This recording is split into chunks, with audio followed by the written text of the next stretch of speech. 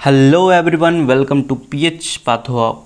Today we are discuss about the functional components of the clinical laboratory. क्या है कुछ functional components क्या हैं लेबोरेटरी के, मतलब कितने सारे ब्रांच हो सकते हैं लेबोरेटरी के। हम लोग क्लिनिकल लेबोरेटरी के अंदर कितने सारे ब्रांचों के बारे में जानते हैं, कितने सारे ब्रांचों के बारे में पढ़ते हैं। तो पहला है क्लिनिकल पैथोलॉजी। जैसा कि मैंने प्रीवियस वीडियो में आप सबों को बताया है व्हाट इज़ क्लिनिकल पैथोलॉजी। आपने नहीं देखा है तो प्लीज़ डिस्क्रिप्शन में लिंक होगा या प्लेलिस्ट चेक करें या फिर कार्ड में जाकर देखेंगे, आप लोगों को ज़रूर मिलेगा। दूसरा है हीमेटोलॉजी। हीमेटोलॉजी मैंने सिलेबस डिस्कस किया था, आप लोगों को छोटा सा शॉर्ट इंट्रोडक्शन दिया था हीमेटोलॉजी क्या है, जिसमें मैं कह सकता हूँ ऑल अबाउट ब्लड के बारे में आपको जानना है, उसे हीमेटोलॉजी। ये हीमेटोलॉजी क्लिनिकल लेबोरेटरी का एक ब्रांच हुआ। फिर क्लिनिकल बायोकेमिस्ट्री। बायोकेमिस्ट्री का मतलब मैं समझाऊं तो आप सबों को जितने हमारे शरीर में केमिकल चेंजेस हो रहे हैं उनके बारे में अध्ययन करना और उनका डिक्रीज़ होना, उनका हाई होना, ये सारी जितनी चीज़ें हम सभी पढ़ेंगे ये क्लिनिकल बायोकेमिस्ट्री के अंदर आएंगे। जैसे LFT के FTP वगैरह आप सभी जानते होंगे। इम्यूनोलॉजी और ब्लड बैंकिंग को कई बार एक साथ देखा गया है। इम्यूनोलॉजी हमारे इम्यून सिस्टम से जुड़ा हुआ और ब्लड बैंकिंग में हम सारे ब्लड को रखने का तरीका, उसे सेपरेट करने का तरीका, डोनेट करने का तरीका, इन सब सारी चीज़ों के बारे में पढ़ते हैं। और अबूमन हम लोग ब्लड डोनेट के लिए जाते भी होंगे, आपने देखा भी होगा। तो ये भी एक तरह का ब्रांच है क्लिनिकल लेबोरेटरी का। दूसरा हिस्टोलॉजी एंड साइटोलॉजी।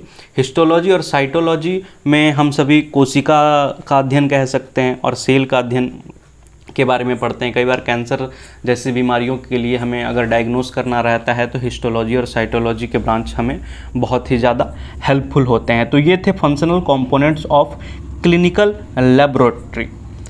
अब आगे के टॉपिक में हम सभी चलते हैं। तो मैंने एक नया टॉपिक आप लोगों को समझाने की कोशिश किया है कि main function of clinical pathology laboratory क्या है। मेन पर फंक्शन की मुख्य कार्य क्या है क्लिनिकल पैथोलॉजी का। तो perform quantitative and qualitative analysis of body fluid such as blood, serum, plasma, urine, sputum, CSF and TTC।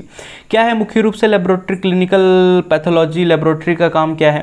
Perform करना है क्वांटिटिव एंड क्वालिटेटिव टेस्ट। आप आगे मैं बताऊंगा what is quantitative test and what is qualitative test. Quantitative test अगर हम किसी को भी क्वांटिटी के अनुसार अगर हम मेजर कर रहे हैं, जैसे हम यूरिन को मेज़र कर रहे हैं तो हम देख रहे हैं 24 घंटे में कितना यूरिन कलेक्शन हो रहा है, तो उसे हम क्वांटिटिव टेस्ट कह सकते हैं। और क्वालिटेटिव टेस्ट जिसमें हम सभी, जैसे हम ब्लड का प्लाज्मा से या फिर ब्लड के सीरम से टेस्ट कर रहे हैं तो उसे हम क्वालिटेटिव टेस्ट कहते हैं। और एनालिसिस ऑफ बॉडी फ्लूइड, जितने भी तरह के हमारे शरीर में बॉडी फ्लूइड होते हैं उन सभी का क्वांटिटिव और क्वालिटेटिव टेस्ट होता है। तो ये इनका मुख्य काम होता है लेबोरेटरीज का, क्लिनिकल पैथोलॉजीज का। और आइए अब नेक्स्ट टॉपिक हम सभी डिस्कस करेंगे।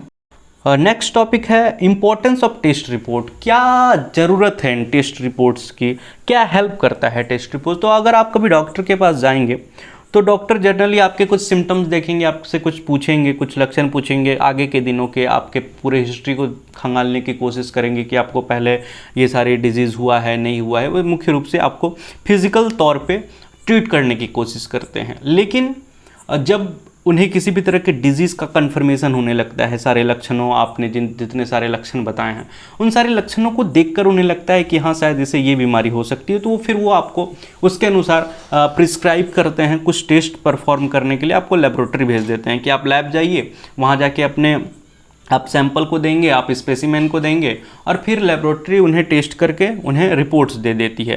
क्या करता है, the test reports are useful of the physician in the diagnosis, prognosis and the treatment of disease.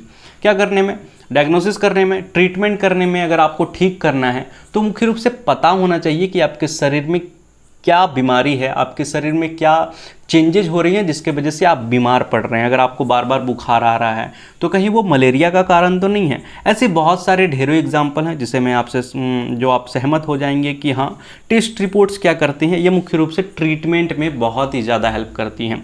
अगर मैं कुछ किताबों का आपको बताऊं तो बहुत सारी किताब कहते हैं कि 70% डॉक्टर जो हैं ये इन सारे टेस्ट रिपोर्ट्स पर मानते हैं कि 70% डॉक्टर्स कहते हैं ये कि टेस्ट रिपोर्ट्स से ही वो बहुत सारे मेडिसिन को प्रिस्क्राइब करते हैं।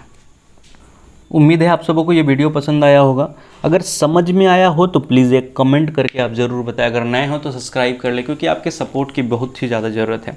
अब मुझसे बताने में कोई परेशानी हो रही है, आप समझ नहीं पा रहे हैं, या फिर और कोई टॉपिक आप समझना चाहते हैं, आप कमेंट लिख कर बताएं। मैं अगला वीडियो कोशिश करूँगा उसी पर हो। और इसमें बहुत सारे प्रैक्टिकल के वीडियो आने वाले हैं। फिर बहुत सारे हम सभी प्रैक्टिकल करेंगे, प्रैक्टिकल बनाना सीखेंगे, प्रैक्टिकल को लिखना सीखेंगे। फिर उसके बाद बहुत सारे मैं टेस्ट परफॉर्म करके इस चैनल पे दिखाऊंगा आप सबों को, और बहुत ही ज़्यादा इंटरेस्टिंग होने वाला है। तो प्लीज़ सपोर्ट करें PH पाथो हब को। और मेरा ईमेल दिया हुआ है, नंबर दिया हुआ है, अगर आपको नोट्स चाहिए तो आप प्लीज़ कनेक्ट कर सकते हैं मुझसे। और अगर आपको स्पेशल क्लासेस भी चाहिए तो उसके लिए भी आप बात कर